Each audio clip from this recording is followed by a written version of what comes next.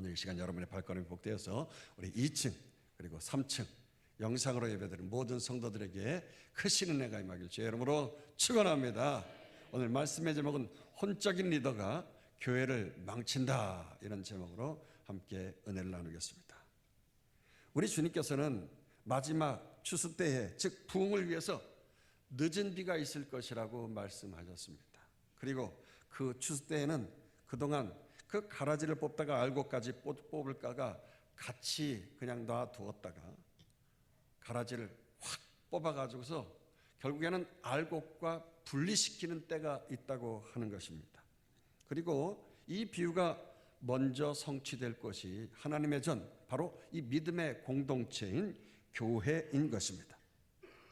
여러분, 이 말세 때 교회는 완전히 영적 타락 상태에 놓이게 되어지고요, 물질 만능주의와 세속화가 급속도로 진행되어져서 많은 성도들이 세상 나라 바다로 멀리 흘러내려가 떠나버리고 마는 것입니다. 그렇게 성도들이 세상과 구별되지 아니하고 똑같이 살면서 전혀 거룩의 모습이 없고 말이죠, 성전들만 밟고 들락날락하면서 가라지로 존재하는 신자들이 있는 것이죠. 반면에 이제 마지막 추수 때 부흥을 위해서 하나님께서 쓰임 받으실 수 있도록 그렇게 믿음으로 준비되어진 또 다른 알곡 신자도 있다고 하는 것입니다. 저들은 마지막 그 렘넌트, 남은 자로서 이 땅에서 마지막 부흥을 맛볼 것인데요, 마치 그런 것입니다. 이스라엘 백성들이 유월절 어린 양의 피로 구원받고 홍해 바다를 건너지 않았습니까? 그럼에도 불구하고 저들은 늘 애굽의 그 세상 나라, 그 종되었던 그 세상 나라, 구원이 없는 그 악의 세상에 거기에 몰두하면서 이 홍해를 건넜음에도, 구원받았음에도 온갖 불평과 불만을 계속하면서 말이죠, 옛날이요 하면서 그렇게 차라리 애굽에 있었더라면 좋았을 것을, 그 애굽의 고깃가마가 그립다고, 부추와 마늘을 먹었던 것이 생각난다고 하면서 다시 애굽으로 돌아가자고 하는 거예요. 심지어 애굽의 우상단지인 그 금송아지를 만들어 놓고 거기에서 날뛰면서 그것을 섬기지 않았습니까? 그러면서 이제부터 이것이 우리의 신이라고, 하나님이 그들을 보호해 주셔가지고서 그렇게 출애굽을 해서 홍해바다를 건넜는데도 불구하고 말이죠, 이 우상이 자신들을 보호해 줄 거라고 그 앞에서 날뛰는 것입니다. 그렇게 옛날에 했던 자들이 어떻게 되었습니까? 결코 믿음의 걸음을 앞으로 전진해 나갈 수가 없는 자들인 거예요. 축복의 걸음을 옮길 수가 없는 자들이 되어져서 결국에는 그 광야에서 다 엎드러지고 죽고 말지 않았습니까? 오직 소수의 사람들만이 축복의 땅을 밟고 말이죠, 그 땅에서 하나님의 초자연적인 그 표적과 기사를 누리면서 말이죠, 하나님 영광을 올려드렸던 것입니다. 마찬가지로 이제 마지막 때 세상과 구별된 그 거룩한 렘넌트, 그 남은 자들만이 마지막 이 수학의 때, 추수의 때 부흥과 축복을 맛볼 것이라고 하는 것입니다. 그 큰 권세와 능력을 통해서 예수 그리스도의 제 이름을 앞당기면서 힘껏 이 세상에 하나님 나라 천국을 전파하며 하나님의 영광을 나타내는 아름다운 성도가 될 줄로 믿습니다. 그래서 오늘 본문 히브리서 5장은 이제 초대교회 그 믿음의 공동체가 예수 그리스도의 어린 양 보혈의 피로 말미암아서 구원받았어요.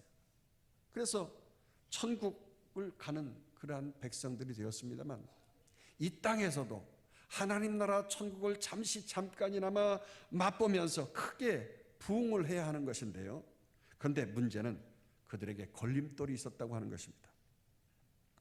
저들이 계속해서 옛날이야 하면서 자신들이 섬겼던 그 유대교의 전통과 율법, 특별히 그 제사장 제도에 대하여서 얽매여 가지고 도대체 믿음의 경주를 다름질하지 못하고 있었던 것입니다. 그런데 이런 얽매기 쉬운 죄를 벗어버려야지 믿음의 경주를 계속하면서 성장하고 하나님 앞에 승리를 거두어 승전보를 올려드릴 수 있는 것인데, 저들은 그저 자신들이 경험했던 그 전통 제도, 율법에 그냥 머물러 있으면서 말이죠. 믿음이 성숙하게 자라지 못하고 열매 맺지 못하고 맨날 그 모양 그 꼴로 그날이 그날이고 말이죠. 어린아이 믿음을 소유한 것처럼 그렇게 통 자라지 않고 있었다고 하는 것이죠.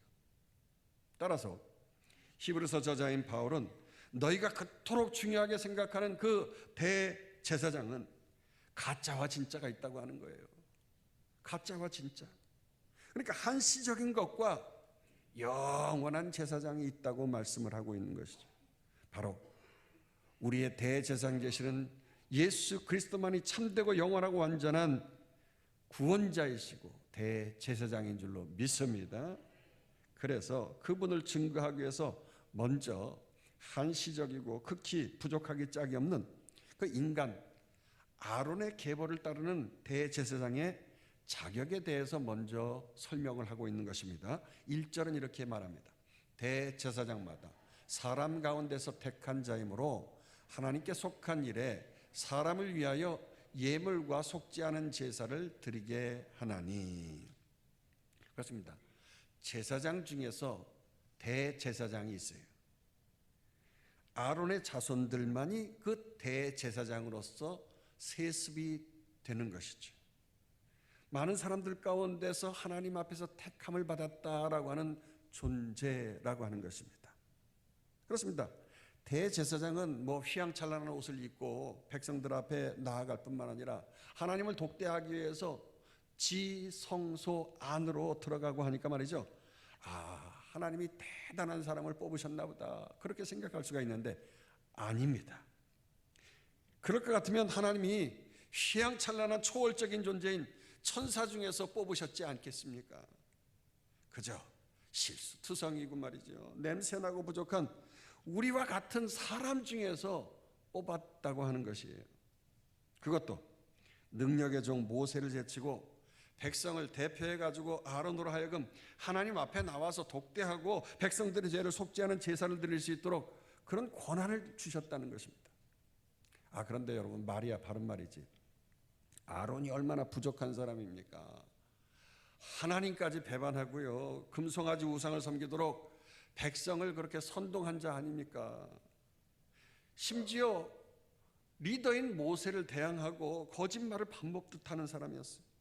한마디로 무식하기 짝이 없고 사탄에게 쉽게 미혹되는 그런 영적으로 무식하고 연약한 자였던 것이에요. 그래서 2절은 이렇게 말하고 있습니다.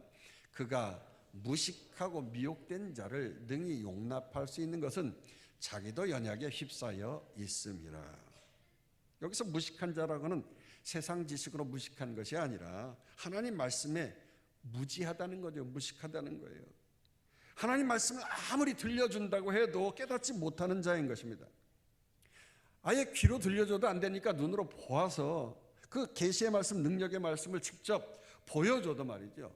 이걸 깨닫지도 못하고 이해하지도 못하고 말씀의 뜻이 무엇인지 온전히 알지 못하는 무식한 자라는 거예요. 따라서 이런 자는 사탄의 유혹에 쉽게 빠져버리는 것입니다. 아니 그렇다고 하면 어떻게 이런 무식하고 말이죠. 사탄에게 미혹되기 쉬운 자를 말이죠. 이런 중차대한 대제사장으로 삼았나 하는 것이죠. 그러나 어떻습니까? 여러분 완벽한 사람은 남을 정죄하기 쉽고 용납하지를 못하는 그런 것입니다. 자기가 그런 것을 경험해 보지 못했기 때문에. 그러나 같은 처지에 있는 아론, 자신이 온갖 그러한 것을 다 경험해 봤기 때문에 대제사장으로서 부족한 자신의 모습을 보고 백성들이 저렇게 연약하구나, 죄를 지었구나 하면서 하나님 용서해 주세요 하면서 속죄의 제사를 드리고 또 자기 자신을 위해서도 납작 엎드리면서 기꺼이 속죄의 제사를 하나님 앞에 드리면서 매번 회개하고 하나님 앞으로 나아갈 수 있는 자가 되어지는 것이죠. 여러분 우리가 이미 레위기 16장에서 살펴보았지만은 제사장은 속죄일에 자신뿐만 아니라 자신의 가족까지도 죄를 속죄하기 위해서 숫송아지를 제물로 바치지요. 그런 후에 백성들을 위해서 속죄제를 하나님 앞에 드리도록 했던 것입니다. 그래서 3절은 이렇게 말합니다. 그러므로 백성을 위하여 속죄제를 드림과 같이 또한 자신을 위하여도 드리는 것이 마땅하니라. 우리도 마찬가지입니다. 여러분, 부족하고 연약하기 짝이 없는 우리지만 예수 그리스도의 피공로로 말미암아서 우리는 그냥 대제사장도 아니고 왕같은 제사장으로 하나님 앞에서 영광받고 쓰임받고 선택받는 자가 되어진 줄로 믿습니다. 그러나 이런 왕같은 제사장은요, 무슨 세상 나라의 왕국이나 정치하는 사람들처럼 싸우고 정치하고 빼앗고 성과를 내서 능력을 빼다서 능력을 발휘해 가지고서 그런 자리를 취하는 것이 아니라는 것입니다. 그저 나는 아무 능력도 없는데 전적인 하나님의 콜링, 그 부르심으로 말미암아서 그토록 존귀한 왕의 자리, 왕 같은 자리에 오르게 되었다고 하는 것입니다. 4절은 이렇게 말합니다. 이 존귀는 아무도 스스로 취하지 못하고 오직 아론과 같이 하나님의 부르심을 받은 자라야 할 것이니라. 그렇습니다. 존귀한 왕 같은 대제사장의 자리는 그 자리에 오르는 자마다 무슨 개인적인 야망을 성취하는 자리도 아니잖아요. 그렇기 때문에 온전히 하나님 앞에서 존귀한 영광을 올려드리는 자리라고 하는 것입니다. 그저 나는 아론과 같이 부족하기 짝이 없습니다. 하나님, 나는 아무것도 아닌데 나를 이렇게 불러주시니 나를 통해 하나님 영광 받아 주시옵소서. 그런 자세로 그 존귀한 직무를 감당하는 자입니다. 그러면서 이제 본문은 진짜 대제사장, 그 영원한 대제사장이신 예수 그리스도에 대해서 구체적으로 말씀을 하고 있죠. 여러분, 예수님 역시도 하나님의 부르심을 받은 거예요. 대제사장으로 하나님이 선택해 주셨어요. 그래서 당신 스스로 하나님의 영광을 취하신 분이 아니신 것입니다. 그러므로 인하여서 하나님과 사람 사이에 브릿지, 다리를 놓으시고 중보자가 되어주시어서 하나님, 나도 부족한데 이 백성들 하나님 용서해 주시고 죄를 사하여 주시옵소서. 그렇게 중보자로서 하나님의 뜻을 따라서 대제사장의 역할을 감당하신 분이 바로 우리 주 예수 그리스도라고 하는 거지요. 5장 6절 보십시다. 5절 6절. 또한 이와 같이 그리스도께서 대제사장 되심으로 스스로 영광을 취하심이 아니요 오직 말씀하신 이가 그에게 이르시되 너는 내 아들이니 내가 오늘 너를 낳았다 하셨고, 또한 이와 같이 다른 데서 말씀하시되 내가 영원히 멜기세덱의 반차를 따르는 제사장이라 하셨으니, 여기 너는 내 아들이라 오늘 내가 너를 낳았다, 이런 말씀이 있잖아요. 우리가 찬양으로 자주 즐겨 부르는 이러한 가사이기도 하죠. 근데 이것은 다윗의 시편 2편 7절에서 하나님의 기름 부으심을 받고 다윗이 왕이 될 때 쓴 시입니다. 하나님이 다윗을 왕으로 세우시는데 마치 왕의 아들에게 자신의 그 권위와 존귀를 부여해가지고 너는 내 아들이다, 너는 왕이다, 이렇게 왕으로 세운 것처럼 그렇게 당당하게 왕의 아들로서 왕이 되어졌다, 세움을 받았다는 것입니다. 마찬가지로 우리 예수님 역시도 하나님의 아들로서 권위를 부여받고 대제사장이 되신 분인데, 근데 언제부터 대제사장이 되셨느냐? 그분은 시작도 끝도 없는 영원 전부터 하나님이 계셨을 때부터, 그때부터 제사장으로 삼아 주셨다고 하는 것입니다. 이 내용을 히브리서의 저자인 바울은 또다시 시편 110편 4절을 인용해서 이와 같이 말하고 있습니다. 읽어보십시다. 여호와는 맹세하고 변하지 아니하시니 이르시기를 너는 멜기세덱의 서열을 따라 영원한 제사장이라 하셨도다. 이 시편 110편 역시 다윗의 시인데요, 장차 오실 메시아를 예언한 예언시입니다. 그 메시아가 제사장으로서 그 아론의 서열을 따라, 즉 계보를 따라, 우리가 읽었던 히브리서에서는 그 반차를 따라 감당하게 된 제사장은 아니다라고 하는 것입니다. 인간의 제사장이 아니라는 거예요. 그 아론보다도, 또 아론의 조상이었던 그 레위보다도 훨씬 전에 제사장으로 활약했던 그 멜기세덱의 계보를 따라서 우리 예수님이 제사장의 직책으로 이 땅에 주어지신 분으로 오셨다는 거예요. 일단 여기 멜기세덱은요, 어떤 사람이냐고 하면 아브라함 때 제사장의 역할을 했던 분이에요. 여러분, 아론은 지질이 궁상으로서 죄악투성인 사람인데 하나님의 부르심을 받고 이 대제사장의 사명을 감당했다고 하면, 이 멜기세덱은 도대체 우리의 머리로는, 이 지식으로는 이해가 안 되는 그런 사람이에요. 앞으로 이 히브리서 7장에서 좀 더 깊이 다루겠습니다만은, 일단 그는 아버지도 없고 어머니도 없는, 도대체 족보 계보 같은 것이 없는 자라고 하는 것이죠. 시작한 날도 없고 생명의 끝도 없고 하나님의 아들과 닮아가지고 항상 제사장으로 있는 자라고 7장 3절에서 말을 하고 있습니다. 근데 그 멜기세덱이 처음 등장할 때 창세기 14장에서 아브라함이 전쟁에 나갔다가 승리하고 돌아오게 되어졌어요. 이때 살렘 왕이자 제사장인 이 멜기세덱이 아브라함을 환영하면서 떡과 포도주를 주고 축복을 했어요. 그러면서 전쟁에서 너를 이기게 하신 그 하나님을 찬송하라고. 그래서 하나님과 아브라함을 연결시켜주는 중보자가 바로 이 멜기세덱 살렘 왕이었던 것이죠.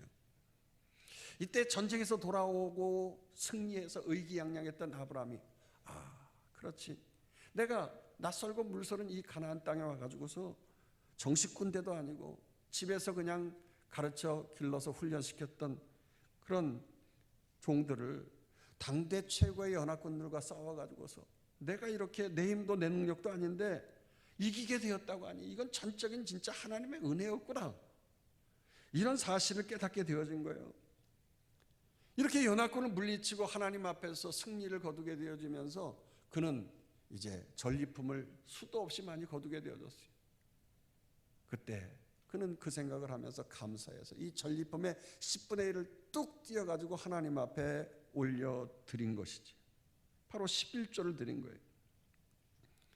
이때 살렘 왕은 평강, 샬롬이라고 하지요. 그 평화의 왕을 상징하는 것입니다. 뿐만 아니라 이 멜기세덱의 이름의 뜻은 의의 왕이라는 거예요. 의, 제가 늘 얘기합니다만 디카이오스네, 형제간의 의가 좋다, 관계가 좋다라고 하는 거죠. 이 관계를 좋게 하는 의의 왕이라는 뜻인 것입니다. 그러니까 의의 왕, 평강의 왕으로 오신 예수 그리스도를 상징하고 있는 것이에요. 멜기세덱이 바로 예수님의 모형이라고 하는 구약의 모형인 것이죠.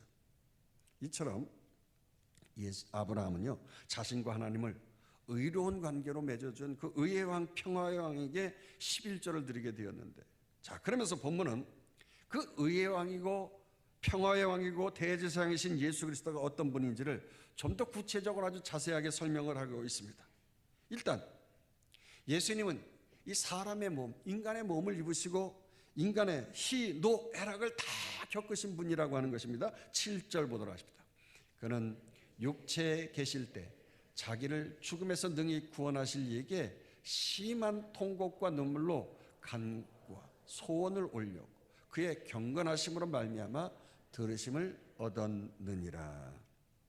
그렇습니다. 우리 예수님께서는 인간의 몸을 입으시고 이 땅에 육체로 계실 때 친구 나사로가 죽었을 때 눈물을 흘리시기도 하시고요, 병들고 가난한 자를 향해서 민망히 여기시고 국률이 여기셨어요.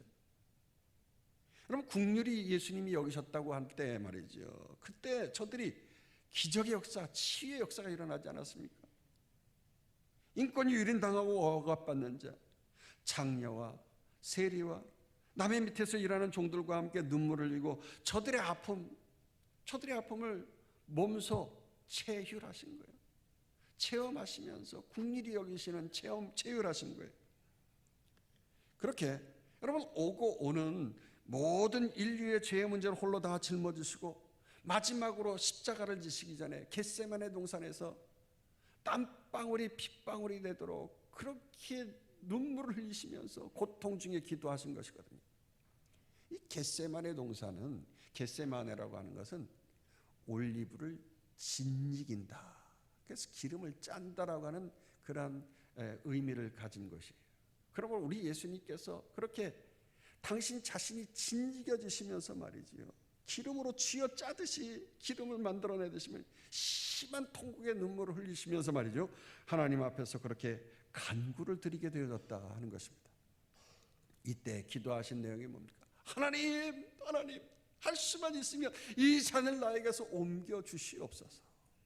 이렇게 기도를 하셨는데, 여러분, 이 기도가 하나님, 아니 쉽게 가시면 안 되겠어요. 아니 능력의 하나님이신데 굳이 십자가를 안 져도 인류를 구원하실 수 있는 방법이 있잖아요.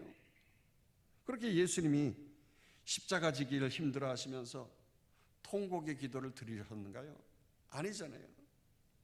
자신이 온 인류의 죄짐을 다 짊어지신 그 죄인 되셔가지고 그렇게 고통 중에 기도하신 이유는 하나님과 단절되어지는 순간이 있기 때문에 그런 거예요. 무슨 단절입니까?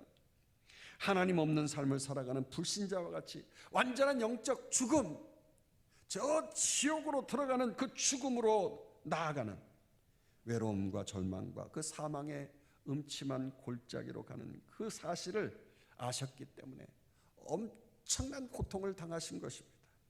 그래서 8절에서 10절은 이렇게 말하고 있습니다. 그가 아들이시면서도 받으신 고난으로 순종함을 배워서 온전하게 되셨은즉 자기에게 순종하는 모든 자에게 영원한 구원의 근원이 되시고 하나님께 멜기세덱의 반차를 따른 대제사장이라 칭하심을 받으셨느니라. 그렇습니다. 예수님은 하나님의 아들이시면서도 인간이 받을 수 있는 모든 고난을 다 받으시고 몸소 체험하시고 그렇게 하나님 아버지의 뜻에 온전히 순종하시면서 그 하나님과의 단절되어진 그 단절을 맛보시면서 이제 자신이 경험하셨기 때문에 하나님과 백성들, 성도들이, 모든 사람들이 하나님을 알아갈 수 있도록 다리를 놓아주는 온전한 중보자가 되는 그 대제사장이 되신 것이죠. 그러므로 예수님처럼 순종하는 모든 자들에게 이 대제사장이신 예수님의 은혜로 말미암아 죄와 저주와 사망을 다 해결받고 구원받게 된 줄로 믿습니다. 이것이 바로 인간 아론 제사장과 차원이 다른 하나님의 영원한 제사장, 그 멜기세덱의 계보를 따른 대제사장이신 예수 그리스도의 존귀한 직무인 줄로 믿습니다. 여러분, 제가 서두에서 좀 말했습니다만은 멜기세덱의 계보에 따른 이 대제사장은 여러분 이 인간의 머리로 이 생각으로 이 지식으로는 도저히 이해가 안 되는 거예요. 멜기세덱이 예루살렘 할 때 뭐 살렘 그 살렘인지 아니면 예루살렘 근처의 살렘 왕인지, 그때는 뭐 정치와 종교가 하나로 되어 있었을 때이니까 왕이자 또 대제사장인 인간 멜기세덱이라는 건지요, 아니면 그분이 구약에 나타난 영원한 대제사장 예수 그리스도라는 건지, 뭐 어머니도 없고 아버지도 없고 어떻게 태어났는지 도대체 알 수가 없는 분이라는 거예요. 지금 제가 뭔 말을 하고 있는지 여러분도 잘 모르시겠죠. 그러나 여러분, 오늘 본문에도 그래서 설명하기가 힘들다 이렇게 말하고 있는 거예요. 그러면서 본문은 갑자기 분위기를 바꿔가지고서 이 히브리서의 편지를 읽고 있는 그 히브리인들, 유대인들을 향하여서 또 초대교회 성도들인 히브리인들을 향하여서 책망하기 시작하는 겁니다. 하나님의 말씀을 아무리 설명해도 이해하기 어렵다는 그런 전제를 깔면서 책망하는 거죠. 11절에서 12절. 멜기세덱에 관하여는 우리가 할 말이 많으나 너희가 듣는 것이 둔함으로 설명하기 어려우나 때가 오래되었으므로 너희가 마땅히 선생이 되었을 터인데 너희가 다시 하나님의 말씀에 초보에 대하여 누구에게서 가르침을 받아야 할 처지이니 단단한 음식을 못 먹고 젖이나 먹어야 할 자가 되었도다.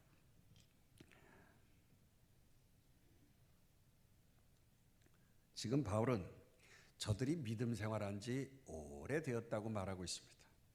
그럼에도 저들의 신앙이 초짜, 그 초보자 신앙이라는 거예요. 그러면서 한탄하고 있잖아요. 그렇다면 왜 저들이 오래 믿었어도 초보 신앙을 가지고 있었는가 하는 거예요. 때가 되어도 마땅히 말씀을 가리키는 선생이 되어야 하는데 본문에 보니까 너희가 듣는 것이 둔함으로 그랬어요. 듣는 것이 둔해서. 아예 그냥 유아틱도 아니고 젖 먹는 영아틱을 벗어나지 못하고 있는 것입니다. 그냥 아이도 아니고요, 젖먹이 애들도, 젖먹이 애들, 그 애들은 어떻습니까? 정말 혼자서 짜증이나 내고 울음이나 터뜨리고 말이죠. 땡깡으로 몸부림으로 그렇게 표현하잖아요. 똥오줌도 못 가리고 일단 기저귀 갈아달라고 막 울면서 짜증 피고 말이죠. 온종일 자기만 봐달라고 모든 사람이 다 매달리게끔 만들어버려요. 아기가 짜증날 때마다 얼러주지요. 까르까꿍하면서 막 웃겨주지요. 잘한다고 막 격려해주고 다독이고 말이죠. 그렇게 주변 사람들을 탈진하게 만들어버리고 아무 일도 못하게 만들어버리는 게 바로 어린아이 아닙니까? 그래서 절대하기는요, 부모를 생각하면서 절제하지도 못해요. 자신을 돌보는 사람을 생각하면서 미안해하지도 않습니다. 그와 좋은 관계를 갖고 그 의를 이루고자 애쓰지도 않아요. 그냥 내 생각, 내 짜증만 내고 그렇게 생활하면 그만이라고요. 말씀을 듣는 것이 둔하다 못해서 의로운 관계, 그 의의 말씀을 경험하지 못해가지고서 의로운 관계가 뭔지도 모르고 의로운 관계를 어떻게 형성해야 하는지 그 자체를 아예 모르는 겁니다. 그래서 13절 14절이 이렇게 말합니다. 이는 젖을 먹는 자마다 어린아이니 의의 말씀을 경험하지 못한 자요. 단단한 음식은 장성한 자의 것이니 그들은 지각을 사용함으로 연단을 받아 선악을 분별하는 자들이니라. 한마디로 뭐가 똥인지 된장인지 선악을 구별하지 못한다는 것입니다. 아기들한테 여러분 딱딱한 거 먹일 때 요즘에는 믹서기도 있고 분쇄기도 있어서 그렇게 갈아서 먹이기도 하고 정모하면 배달해가지고 아이들 이유식을 먹이기도 합니다만, 옛날에 우리 어른들 먹는 거 그냥 아이들도 같이 먹었잖아요. 그냥 먹일 수 없으니까 그냥 엄마 아빠가 입으로 씹어가지고서 뱉어서 숟가락으로 했다 하고서 입에다가 넣어주는 게 이유식이었단 말이에요. 단단한 것을 못 먹으니까 그렇게 먹였어요. 근데 장성하려고 한다고 하면 이제는 단단한 음식을 먹어야 하는 거지요. 때가 되어지면 먹어야 되는 거예요. 장성한 분량에 이르러야 되는 것인데, 그렇다고 하면 무엇입니까? 장성한 분량에 이르기 위해서 딱딱한 음식이 우리 성도들에게 있어서는 하나님의 말씀을 꿀꺽 삼키는 거예요. 믿음으로 그 말씀을 생켜버리는 거예요. 좀 여러분, 우리가 힘들고 어려울 때 그 약을 먹잖아요. 약이 씁니다만 꿀꺽 삼키는 순간 나에게 그 약의 효과가 되어지고 힘이 나고 건강해지는 거 아니겠어요? 그렇죠. 그런 것처럼 내가 의를 이루려고 한다고 하면 이렇게 내가 정말 땡깡만 피우고 살면 안 되겠구나 깨달아지면서 상대방의 마음을 생각하고 말이죠. 내가 이제는 짜증을 그쳐야 되겠구나. 뭐가 똥이고 된장인지 선악간에 구분을 하게 되어지면서 말씀의 지각을 사용해서 연단을 받고 말이죠. 내 자아를 찔러 쪼개고 자아뿐만 아니라 생각뿐만 아니라 내 육체의 골술과 관절과 골수까지 찔러 쪼개는 그 육체의 연단까지도 능히 받아가면서 이기면서 쭉쭉 성장해 나갈 수 있게 되어지는 것이 성숙한 성도의 모습인 것입니다. 그러나 여러분, 초짜 신앙은 어떻습니까? 본문의 말씀에 초보자인 자라고 했고요. 제가 오늘 본문의 제목을 삼은 혼적인 사람은요, 늘 듣는 것이 둔해가지고 자기 중심으로 사는 사람입니다. 의의 말씀, 그 축복의 말씀을 아무리 들려줘도 늘 말하고 행동하는 거는요, 관계를 깨는 거예요. 의를 깨는 짓만 하는 사람인 거예요. 저는 여러분을 위해서 보내심을 받은 목회자로, 또 저 자신을 위해서, 여러분을 위해서 정말 의의 말씀을 다시 한번 좀 강하게 좀 말씀드리고 싶어요. 좀 잘 들으시고요.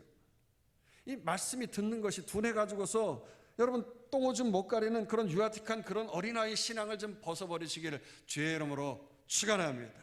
크게 성장하고 좀 성숙해서 마지막 때 하나님의 큰 부흥의 때에 말이죠, 우리 모두가 추수의 대영광의 기쁨을 거두고 맛보는 대광의 성도 되시기를 주의 이름으로 축원합니다.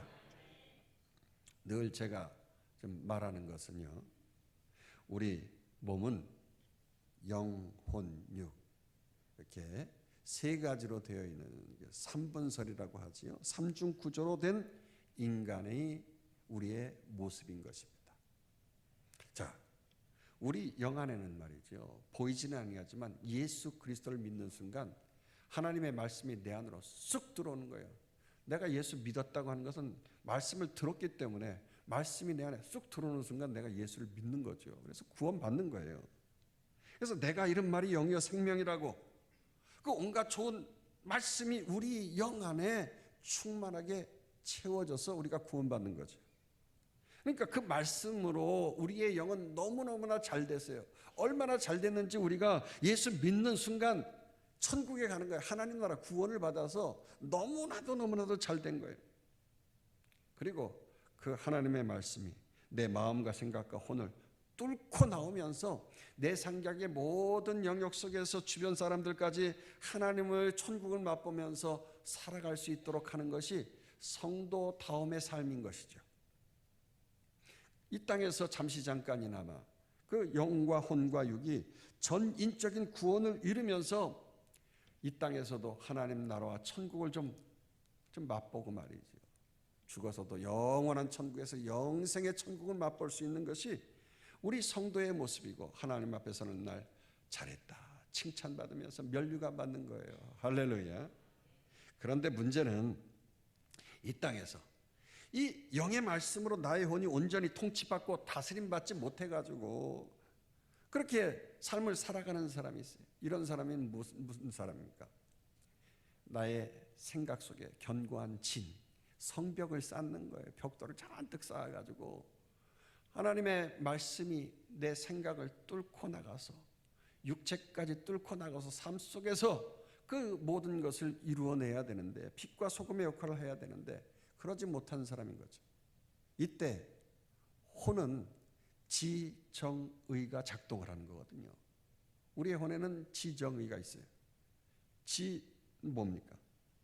요 조망만한 머리로 배운 거 있잖아요. 나의 지식, 지혜, 경험, 상식, 과학으로 하나님 말씀을 막 분석해버리는 거예요. 그러면서 아이 그런 게 어딨어. 뭐 어떻게 뭐 홍해바다를 건넜다고 그 말도 안 되는 소리지. 어떻게 바다를 사람이 건너 무리를 건너 하면서 말이죠. 나의 경험으로는 도저히 못 믿겠다는 거예요. 지뿐만 아니라 정의라고 하는 것이 있잖아요. 그건 뭡니까? 내 기분, 내 감정, 내 촉으로, 통밥으로 그렇게 하나님의 말씀을 내가 평가하는 거예요. 그래서 기분이 나쁘면 그 말씀은 내가 기분이 나빠서 못 듣겠다는 거예요. 여러분 내 감정이 이끄는 대로 말이죠. 하나님의 말씀을 따라서 살라고 선포했는데 불나방이 불이 있는데도 뻔히 알고 막 타서 죽는데도 들어가는 것처럼 말이죠. 그렇게 하면 안 된다고 말씀을 선포했는데도 자기의 감정을 따라서 그냥 뛰어 들어가는 거예요. 또 한 가지 지정의가 있잖아요. 의는 뭡니까? 내 자존심, 내 아이덴티티잖아요. 내 자존감, 높아지려는 마음. 그러니까 자존심 상한다고 말씀 귀 막아버리는 거예요. 못 듣겠다는 거예요. 견고한 진 성벽을 딱 쌓아놓고 말이죠. 하나님 말씀 못 듣겠다는 거죠. 그러면은 이 말씀이 영 속에 있는 말씀이 이 생각을 뚫고 나간 다음에 그 다음에 육으로 나가야 되는 거잖아요. 이 육은 또 어떻게 하나님의 말씀을 막습니까? 육은 시각, 청각, 미각, 촉각, 후각 이 오감을 통해서 세상과 마주치잖아요. 눈으로 보고 귀로 듣는 게 다인 줄로 아는 거예요. 그래서 육신의 정욕, 안목의 정욕, 이생의 자랑으로 그냥 폭풍 검색하면서 손에서 핸드폰을 떼지 못하고 사는 사람들이 많아요. 어디 맛집이 없는가? 그 맛집 찾아다니라고 말이죠. 미각만 즐겁게 하려고 그렇게 해서 찾아다니고 말이죠. 자신의 느낌, 필이 좋다 안 좋다로 모든 걸 판단하는 거예요. 그래서 그냥 무슨 일을 할 때는 뭐 사랑하는 사람도 정말 믿음이 좋으냐 뭐 그런 걸 떠나서 말이죠. 필을 받아야 돼. 무조건 먼저 필이 좋아야 돼. 그러니까 무슨 일을 할 때 그냥 자기의 감정으로 막 움직이는 사람들이 있죠. 골수와 관절의 몸이 늘 죄된 곳만 찾아다니려고 하는 거예요. 우리의 이게 본성 아닙니까? 이게 육신이에요.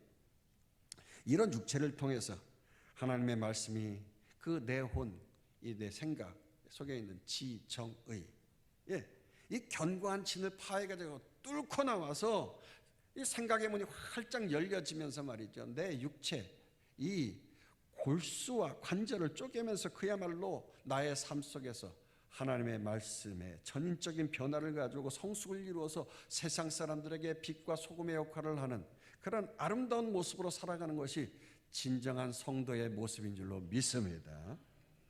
제가 서두에서 마지막 때에 추수를 위한 부흥의 역사가 있다 이렇게 말씀을 했지 않습니까? 추수 때는 열매를 거두는 거죠. 열매는 근데 언제 열립니까? 성숙해 열리는 거예요. 장성한 가지에 열매가 열리지 이 초짜 가지, 뭐 새순에서 열매가 열리는 거 봤습니까? 그렇게요. 열매 없는 인생은 절대 번성하고 부흥을 맛보지 못하고 이웃에게 열매를 제공해서 맛보게 할 수도 없는 거예요. 그 열매 없이 맨날 그 모양 그 꼴로 애기처럼 자신만 생각하고 살다가 결국에는 광야에서 고생 진탕하고 엎드러져서 죽고 마는 거라고요. 여러분, 하나님께서 이 태초에 천지 만물을 창조하신 후에 말씀하신 것이 뭡니까? 첫 번째로 주신 축복이 생육하고 번성하고 땅에 충만하라고 말씀하셨어요. 인간뿐 아니라 모든 창조물에게 이런 축복의 말씀을 선포하셨거든요. 그런데 열매 없이 번성하지 않고 땅만 차지하고 있으면 어떻게 됩니까? 우리 예수님께서 길을 가다가 무화과 나무가 있어서 열매를 따먹고자 하셨거든요. 근데 열매를 찾는데 하나도 없는 거예요. 줄기는 멋지고 말이죠. 가지도 아주 그냥 이곳저곳으로 넓게 벌어져서 그냥 이파리가 아주 형창하고 무성한 거예요. 나무통은 대들보가 같이 말이에요. 기둥처럼 아주 쓰임 받을 수 있도록 크게 그렇게 쓰임 받을 것 같은데 막상 그 안을 살펴보니까 웬걸 열매가 없는 겁니다. 성숙하지 않은 거예요. 10년 20년 계속 말씀의 꼴을 먹기는 먹었는데 얼르고 달래고 젖병 빨게 물리고 똥기정이 갈고 그렇게 하면서 자신만 위하여서 살아가는 신앙생활을 한 거죠. 기분 나쁘다고 찝찝하다고 감정에 의하여서 계속 짜증만 내고 말이죠. 그렇게 말하고 행동하는 거예요. 그런 열매 없는 무화과 나무를 우리 주님께서 어떻게 하셨습니까? 저주하셨다는 거예요. 저주하셨다고.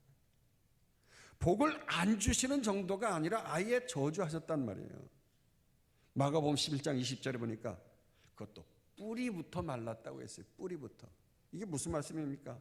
다시 회생할 기회조차 안 주신다는 거예요. 축복이 아예 없다는 거예요. 여러분, 가나안 땅을 정탐하고 온 12명의 리더들 가운데 그 중에 10명은 자신들이 보고 듣고 경험했던 것을 온 백성들에게 생각을 말했어요. 그 땅에 가보니까 거기엔 아낙 사람들, 그 3m 넘는 그 거인들이 살고 있다고. 우리는 메뚜기와 같아가지고 전쟁을 해봤자 우리는 싸워서 승리할 수가 없다고. 그 땅에 들어갈 수가 없다고 말이죠. 그렇게 얼굴을 아예 굳히면서 불평불만을 하는 말을 했던 거예요. 그랬더니 그 말을 들은 모든 백성들도 함께 따라가지고 말이죠. 하나님을 원망하고 모세를 원망한 거예요. 그래서 그들이 결국 가나안의 축복을 누리지 못하고 광야에서 다 죽고 말았지 않습니까? 그 얼굴을 굳히는 리더들 때문에 모든 백성들도 함께 죽고 말았단 말이에요. 일단 그들은 예수 믿고 이집트 땅에서 출애굽을 해서 유월절 예수 그리스도의 보혈의 피로 구원을 얻었기 때문에 천국은 가는 거예요. 그렇지만 이 땅인 그 광야와 같은 메마른 세상 속에서 지옥만 맛보다가 천국을 맛보지 못한 거예요. 그 아름다운 이 땅에서 잠깐이나마 하나님의 그 축복의 열매를 좀 맛보아야 되는데 그러지 못한 거죠. 그 온적인 백성들은 신앙의 초보자, 열매 없는 백성들, 그들은 축복의 가나안 땅을 누리지 못하고 하나님 나라도 맛보지 못하고 힘겹게 광야 생활만 하다가 그저 삶을 마치고 말았던 것입니다. 그러나 어떻습니까? 저들 중에서 하나님 나라의 확장을 위하여서 부흥을 위하여서 자신의 열매를 뚝 띄어가지고 함께 나눠주고 삶 속에서 격려해주고 축복해주고 위로해주었던 남은 자, 그 렘넌트 여호수아와 갈렙이 있었지 않습니까? 그 12명의 리더 가운데서 오직 2명, 이 여호수아 갈렙만이, 이 리더만이 그 영안에서 들려주시는 하나님의 말씀으로 힘써서 기쁨으로 그들에게 선포했어요. 그 말이 맞는 말이지만 그럼에도 불구하고 하나님은 그 땅을 우리에게 주시기로 하셨다. 그들은 우리의 밥이다. 그러면서 말이죠, 우리가 이기고 승리할 것이라고. 눈으로 보고 귀로 들은 대로 말하지 아니하고 하나님의 말씀으로 생각을 뚫고 나와서 육체로 나와가지고 말을 하고 그들을 위로하고 격려해주고 축복해주고 얼굴까지 바뀐 거예요. 그렇게 말씀대로 그들은 살아냈단 말이에요. 그 진리의 영, 성령의 말씀, 사위와 오자양 충언절, 사라키랑 화평, 오래 참은 자비양선, 충성온유 절제, 이 9가지의 성령의 열매를 주렁주렁 맺으면서 그 열매를 툭하니 말이죠, 떼내가지고 주변 사람들에게 나누어주고 먹고 함께 힘을 얻으라고 그렇게 하나님 나라 천국을 맛보게 한 줄로 믿습니다. 따라서 여러분, 이 혼적인 사람, 자기 감정에 따라서 움직이는 사람은요, 기쁨이 없는 사람이에요. 얼굴을 굳히는 사람인 거예요. 이런 사람은 다른 영혼까지 다 죽이고 광야에서 함께 죽게 만들어버리는 사람이기 때문에 리더가 될 수가 없는 거예요. 리더의 자격이 되면 안 되는 거예요. 다른 영혼까지 죽이고 천국을 맛보지 못하게 하기 때문이요. 여러분, 우리와 우리의 자녀들은 말씀을 읽고 말씀을 듣고 말씀 훈련하는 이유가 뭡니까? 어저께 우리 주일학교 어린이들 아침부터 저녁까지 정말 하나님의 말씀으로 얼마나 재미있게 막 게임도 하고 말이에요. 말씀도 듣고 기도도 하고 율동도 하고 얼마나 재미있게 하는지 제가 어렸을 때 주일학교 때는 저런 게 없었는데 부럽더라고요. 요즘 아이들은 그냥 너무나 좋은 프로그램들 가지고 하나님의 말씀을 접목시켜서 막 그렇게 하는데 참 재밌더라고요. 우리 중고등부 학생들은 또 교회 안에서 또 뜨겁게 찬양하고 중고등부들도 우리 찬양팀이 있어가지고 말이죠, 드럼도 치고 베이스 기타도 치고 신디도 치고 앞에 나와서 본인 자기 우리 청년들이나 장년들처럼 우리 중고등부 학생들이 마이크 들고 직접 리더를 하고, 어느 날인가 제가 이렇게 중고등부실에 들어가 보니까 연습을 하고 있어요. 자기들끼리 이렇게 하자고 저렇게 하자고 자기네들끼리 그 콘티를 짜가지고서 여기서는 길게 하자, 늦추자, 빨리 하자 뭐 이래가면서 열심히 하더라고요. 자, 그걸 보면서 이렇게 하나님의 말씀으로 저들이 훈련을 받고 양육받는 이유가 뭘까? 뭐 저들이 대회 나가서 말씀상 받기 위해서 그런 겁니까? 말씀의 지식 쌓고 쌓아가지고 더 높아지라고 너희들 듣고 배우라고 그렇게 훈련하는 겁니까? 아니잖아요. 이 말씀을 한 말씀이라도 저들의 마음에 들어가서 그 말씀의 통치를 받고 삶을 뚫고 나와가지고 이 땅에서라도 잠시 잠깐이나마 저들이 축복받고 하나님 나라를 누리라고 그렇게 말씀을 가르치고 훈련하는 거 아니겠어요? 할렐루야.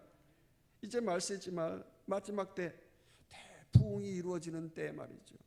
우리 교회가 이 선봉의 자리에 서야 되지 않겠어요? 이 부흥의 선봉의 자리에. 대광 아닙니까? 큰 빛을 발하는 선봉에 서기를 주의 이름으로 축원합니다. 그러기 위해서는 먼저 말씀 앞에서 우리가 이 초보적인 초짜 신앙을 물리쳐야 되는 거예요. 어떤 말씀이라도 의의 말씀으로 땡기고 받아들이기를 주의 이름으로 축원합니다.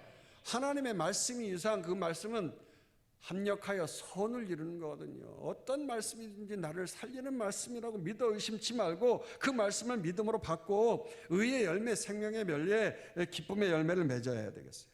그리고 그 말씀과 함께 삶 속에서 살아내야 되는 겁니다.